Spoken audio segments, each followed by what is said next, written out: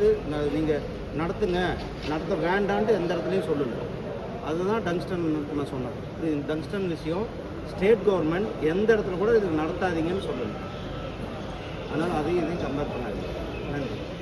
வேங்க வயல் தொடர்பாக திமுக கூட்டணி கட்சியினர் சிபிஐ விசாரணை வேணும் அப்படிங்கிறாங்க.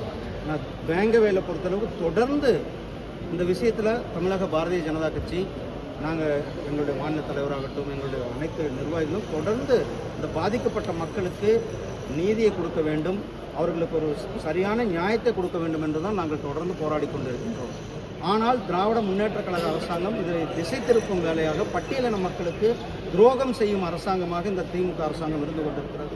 அதனால தான் இந்த வழக்கை நீங்கள் சரியாக கையாளவில்லை, நீங்கள் சரியான நியாயத்தை கொடுக்க மாட்டீர்கள், பட்டியலின மக்களுக்கு அநீதியை தான் கொடுப்பீர்கள். அதனால் இந்த வழக்கை சிபிஐக்கு கொடுங்கள் என்று நாங்கள் தொடர்ந்து வலியுறுத்தி கொண்டிருக்கின்றோம்.